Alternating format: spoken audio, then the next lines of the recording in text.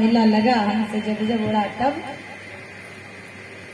हमारा जहाँ तक का रिजर्वेशन है वहाँ तक हम टिकट से यात्रा कर सकते हैं।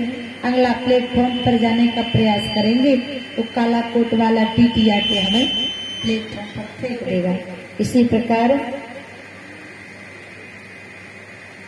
जिसकी जितनी आयु है उसके पार जाने का प्रयास करेंगे, प्रयत्न करेंगे तो काला काला यमराज आके हमें ले जाएगा। बोलो राधे राधे। आज राजा परीक्षित श्राप हुआ। राजा परीक्षित राज्य में गए, मुकुट निकाल कर रखा, पता चल गया कलयुग जब नीचे उतरा।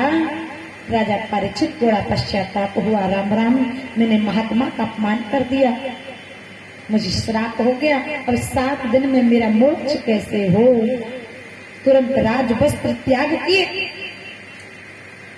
कमंडल लिया और गंगा नदी की ओर प्रस्थान कर दी। माता गंगा की गोद में जाकर प्रार्थना करने लगे, हे मां गंगे 7 दिन में मेरी मौत है, मृत्यु है, हे माता गंगा अब मुझे रास्ता बताओ कि मुझे क्या करना है, मेरा मोक्ष कैसे हो। प्रार्थना करते हैं गंगा जी से कि गंगा तरंग रमणी जटा गौरी निरंतर विभूषित भागम नारायण प्रियमनंग मदापहारम वाराणसीपुरपतिं भज विश्वनाथ। माता गंगा से प्रार्थना करी।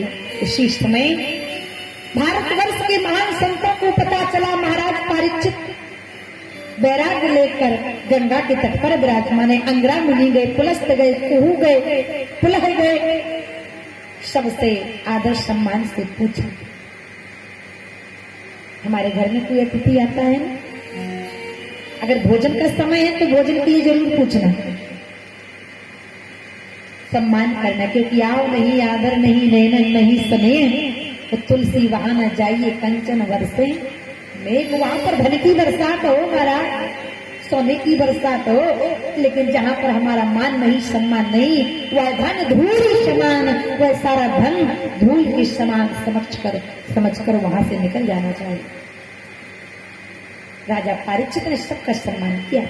पूछा, बाबा 7 दिन में अगर कृषि की मृत्यु होना हो तो उसे क्या करना चाहिए। बड़े बड़े महात्माओं ने कहा, 7 दिन में तो कुछ नहीं हो सकता, 7 दिन में तो पंडाल नहीं लग पाएगा, 7 दिन में तो कथावाचक भी बुक नहीं हो पाएगा, 7 दिन में तो भंडारे की व्यवस्था नहीं हो पाएगी, 7 दिन में कुछ नहीं हो सकता महाराज, कम से कम 1-2 माह का समय चाहिए। राजा परीक्षित निराश हो गए। सबने कहा असंभव है, किसी ने कहा नामुमकिन है। उसी समय 16 वर्ष की आयु, नग्न अवस्था, अवधूत वेश, हाथ में कमंडल, मुख साक्षात ब्रह्म की तुल्य, बड़े सुंदर कपोल, बड़े सुंदर अधर, जिनका शरीर, जिनका स्वरूप, जिनका मुखार बिंद सूर्य की हजारों करोड़ों लालिनाओं को लज्जित करता हुआ चला आ रहा है। ऐसे व्यास पुत्र महाराज श्री सुखदेव जी चले आ रहे हैं। बोलो सुखदेव जी महाराज। राजा परीक्षित को श्राप हुआ कि 7 दिन तक्षक काल काट खाएगा। वो तक्षक जो होता है ना, वह कभी अपनी माँ का दूध नहीं पीता, और श्री सुखदेव जी महाराज ने भी अपनी माँ का दूध नहीं पिया। और कहते हैं ना, जहर जहर को काटता है। कांटा अगर लग जाए तो कांटा निकालने के लिए क्या करते हैं, तलवार। कांटा निकालने के लिए कांटा का ही सहारा लेते।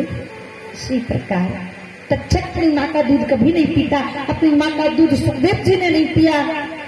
ऐसे सुखदेव जी महाराज चले आ रहे। व्यास पुत्रो प्रधर्मं ध्यानम ध्यायते जनः श्रीमद्भागवती कथा प्रोहितम जायते।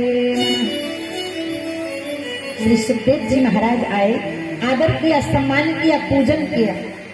पूछा बाबा 60 दिन में अगर किसी की मृत्यु होना हो तो उसे क्या करना चाहिए? क्या उसका मोक्ष हो सकता है 60 दिन में? श्री सुखदेव जी महाराज ने कहा महाराज परीक्षित तुम्हारे पास तो भी बहुत समय। महाराज खटवांग ने तो एक पल में मोक्ष पा लिया था, तुम्हारे पास तो 7 दिन है, चिंता मत करो। अब मैं तुम्हें ऐसी कथा सुनाऊंगा जिसमें तुम्हारा मोक्ष अवश्य हो जाएगा। गंगा के तट पर श्री सुखदेव जी महाराज बैठे, आसन लगा के परीक्षित जी महाराज बैठे, भागवत की कथा प्रारंभ कर दी। हिप्पवत भागवती रसमाल मुहुरो रसिका भुवि भाविका। जिस समय सुखदेव जी महाराज राजा परीक्षित को भागवत सुनाने लगे, उस समय 33 कोटि देवता इंद्र सहित अमृत का कलश भर कर लेकर आए। बोले महाराज ये अमृत आप परीक्षित को पिला दो, ये अमर हो जाए, ये भागवत की कथा हमें सुना दो। लेकिन सुखदेव जी ने कहा वे देवताओं तुम भागवत सुनने के अधिकारी नहीं हो, भागवत सुनने का अधिकारी केवल परीक्षित। आपको भगवान की कथा बगैर कुछ परिश्रम किए अगर श्रवण करने को मिल रही है तो सौभाग्य समझिए अपना, क्योंकि भागवत की कथा उन देवताओं को अमृत देने के बाद भी सुनने को नहीं मिली, तो आपको तो कुछ नहीं लग रहा।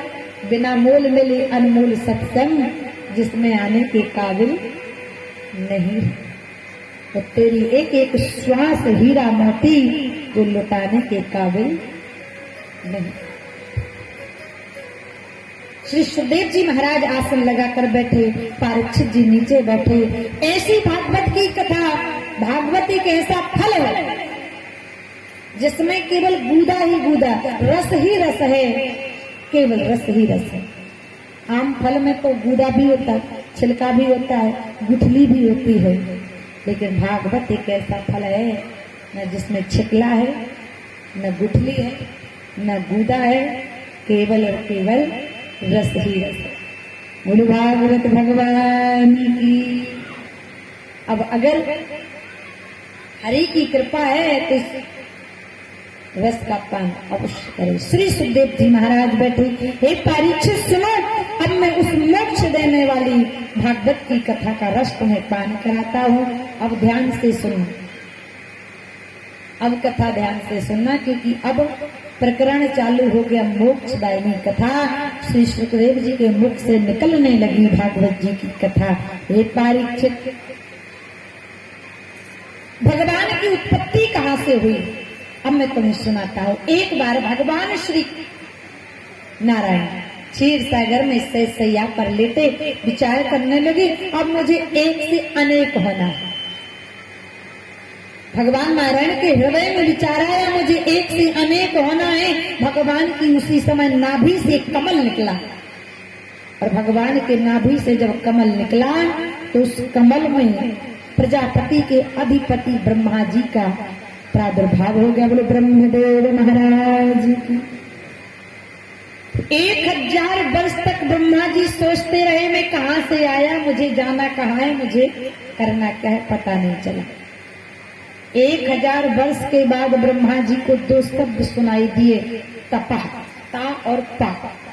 ब्रह्मा जी ने सोचा कि जिसने मुझे जन्म दिया है वह चाह रहा है कि मैं तप करूं। ब्रह्मा जी ने 1000 वर्ष तक पुनः तप किया। जब 1000 वर्ष तक ब्रह्मा जी ने तप किया तब भगवान नारायण प्रसन्न हो गए, और भगवान नारायण ने अपने बैकुंठ का दर्शन कराया। बोलो बैकुंठ धाम।